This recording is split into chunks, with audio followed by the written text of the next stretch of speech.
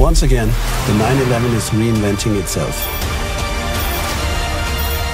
It was a very big treat for the whole engineering team.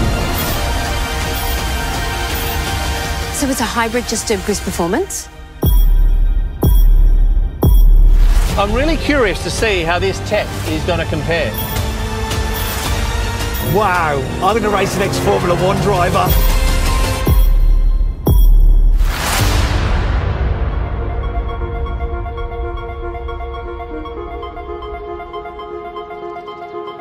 Welcome to the world premiere of the new Porsche 911 in Stuttgart. Since its birth, the Porsche 911 has caused a sensation by reinventing itself and repeatedly setting new standards for sports cars with technical innovations, but at the same time, remain true to itself.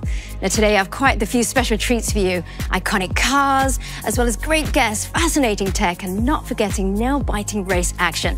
But first up, we will be talking to Frank Moser, who is the man responsible behind the two-door sports cars at Porsche.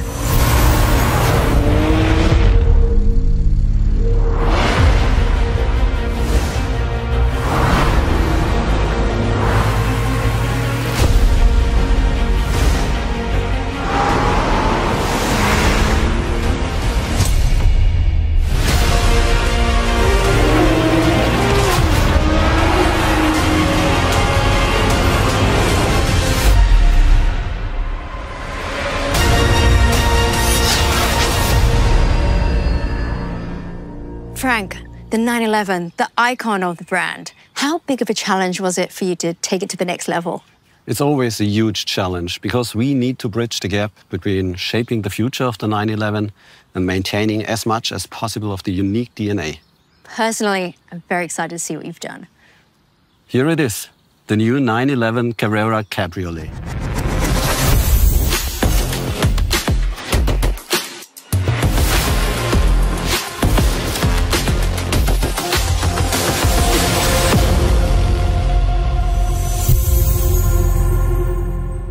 It's a stunning car. Now, the first thing that strikes me when I look at the car, there's only one main headlight. And correct me if I'm wrong, no more side lights on the front bumper. Overall, on the front end, we are going for a more modern and cleaner look. The main highlight there is the new HD Matrix headlight. For the first time, with one of our two-door sports cars, you can choose the HD Matrix headlights with 32,000 individually controlled LEDs. I'm a fan of this. The rear end light bar, it's new, right? Yes. The LED arc runs seamlessly from the one side to the other without interruption. It seems bolder, wider to me. And overall, yes, subtle, but important changes when it comes to the iconic design. The interior, it's modern, even a little futuristic. The first feature you can see is the new 12.6-inch curved digital display. You can choose from 7 different screens. It's a complete new driver experience. And you know what? I couldn't miss this, the start button. It's just like in the Porsche GT race cars. And of course, it's on the left side next to the steering wheel. And the mode switch comes as standard now even in the 911 Carrera. We're actually making a lot of features standard that used to be optional. But let's talk some numbers. I know a lot of people buy this car because of its performance. Yes. The flat-6 twin-turbo engine is a little stronger than before. We've gone through 394 horses and 450 Newton-meters of torque. And with more engine power, bigger brakes are useful. And so we increased the size of the discs.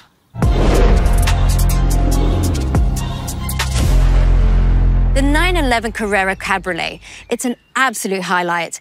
New technologies have continuously defined the milestones of this iconic sports car. Well, today, we're going to add another technological masterpiece to this impressive lineup. These cars embody technological innovations. It seemed controversial at the time, but really, looking back, it proved the foresight of Porsche engineering. Tell us more. This is where the 911 story begins. Back in the 60s. Instead of further developing the 356, Porsche decided to construct a completely new car. An innovation with 130 horsepower. Incredible power for the time. Well, thus creating an icon to be, right? I mean, this really set the bar for sports cars and their performance levels.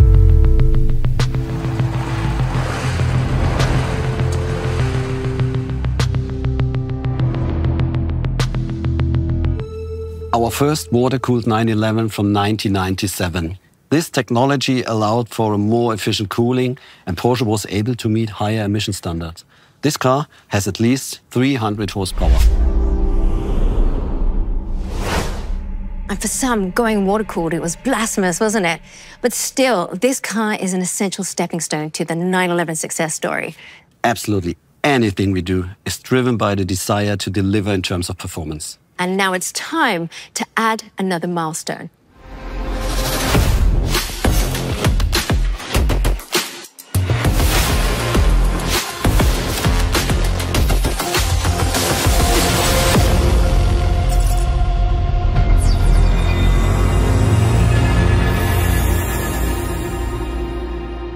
This is it, the new 911 Carrera GTS. It's beautiful. I mean, what a way to present the car. She's great, but quite different from the car we saw just now. That's because the GTS features active aerodynamics. You can see the 10 vertical adjustable flaps here at the front. And look at the wheels. The wheels have the typical GTS central locking system. And the inside, it looks more sporty. Absolutely. It's the typical GTS interior with race tags and the contrast stitchings. I've heard that it's a hybrid car now. Doesn't that add too much additional weight to a sports car? No, absolutely not. It's a very special hybrid, focused on performance, maximum boost, and only very little additional weight. What is the secret behind it? We wanted a solution that really enhances performance while keeping the weight down. All while changing the architecture as little as possible, so we can stay true to the character of the 911. And how did you do it? In the rear, there's the absolutely new, powerful flat 6 attached to the PDK, which now has an integrated electric motor.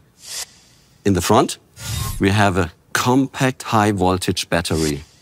And finally, there's an electric motor in the turbocharger, and that makes it magic.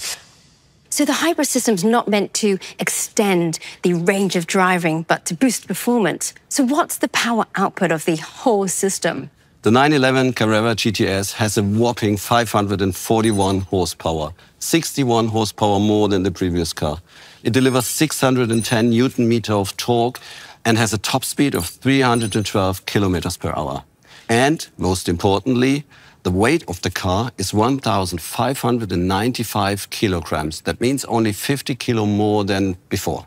Those are some impressive numbers, but I want to know more about the hybrid. Thomas Brandl is one of our masterminds behind that drivetrain system. He will give you all the details. Hi, Thomas. Hi, Claire. But tell me, the 911 Carrera GTS, it's a hybrid now. What did you do? The essential innovation is the electric turbocharger on the flat 6 engine. It can do two different things. It delivers compressed air immediately to the engine to reduce the turbo lag to a minimum. And second, it recovers heat energy out of the exhaust gas to add even more power to the drivetrain. Does that mean as a driver I have to activate it? Not at all. The system reacts to throttle and brake only.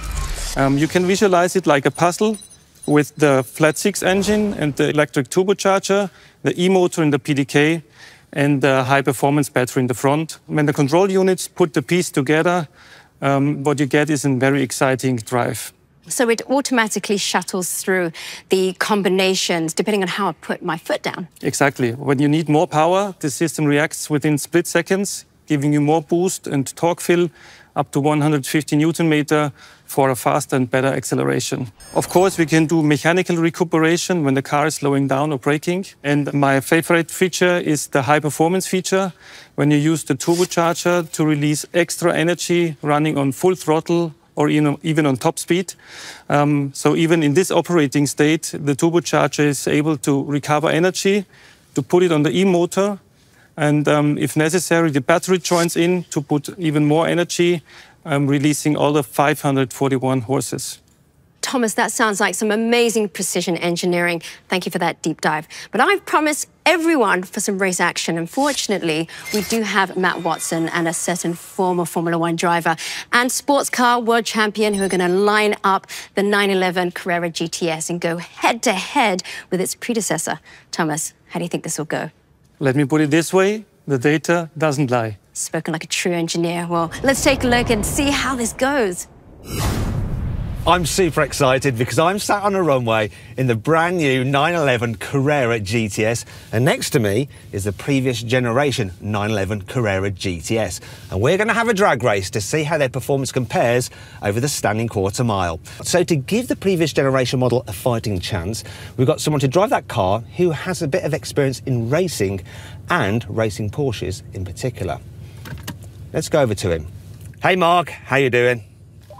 Very good, mate. Very good. So, what do you think is going to happen here? Have you got a chance? I'm born ready, but I'm a bit nervous about what you're in. Looks quick. And so you should be. So, well, let's see how this plays out, right? Yeah, you've got plenty of experience, but so have I. And obviously, it's all going to be down to skill and nothing to do with the cars at all or the new technology. It's going to have everything to do with it. Yeah, well, you need a lot of talent to drive in a straight line, mate, so you're well versed in that. You're well versed in that. Yeah, let's see who can press the accelerator the hardest. Come on. 3, 2, 1, go. 3, 2, 1. Oh, yes! Come on! Wow! That hooked up.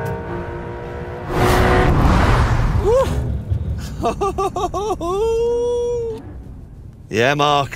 What do you think about my driving skills?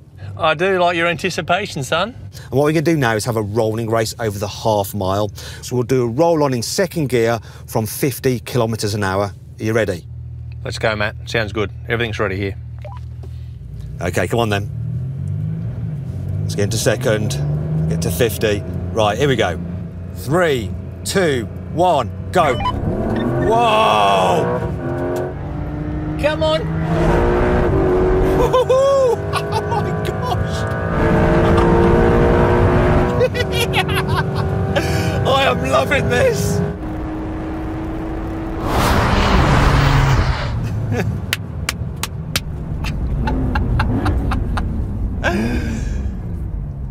How was that for you, Mark? It was wonderful for me. Yeah. I can't match you, mate. He did a little bit more throaty bottom end. Well, that was fun. I'll tell you what, though, the data doesn't lie. Oh, Frank, I didn't expect that the hybrid system would have that much of an impact on the quarter mile. That's simply testament to how good the new T-hybrid drivetrain is. Well, I was going to say, a drag race, it's nice, but how does it perform on a track when you combine acceleration with lateral performance? Of course, we put all our cars on the test track, and the Nürburgring Nordschleife is one of our preferred test tracks. So we put Jörg behind the wheel. Have a look.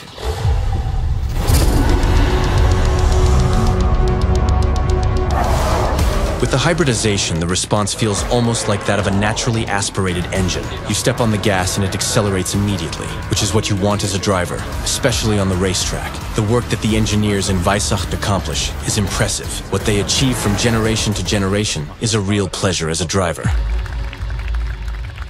Frank, that GTS badge is well deserved. What a spectacular time. It is 8.7 seconds faster than the predecessor.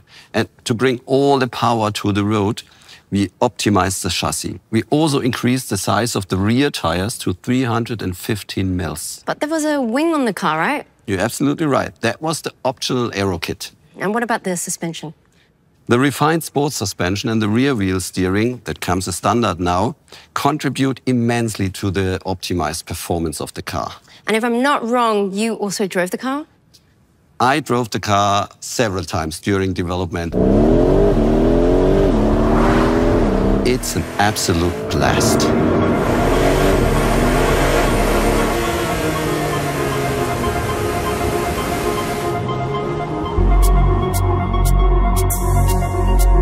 It looks like the new Porsche 911 will be in a league of icons.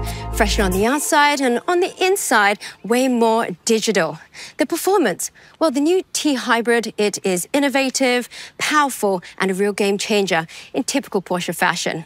Now, if you want to know more information, you can head on over to the Porsche newsroom, or you can configure your very own coupe, cabriolet, or Targa. Thank you for watching. That is all. Goodbye from Stuttgart.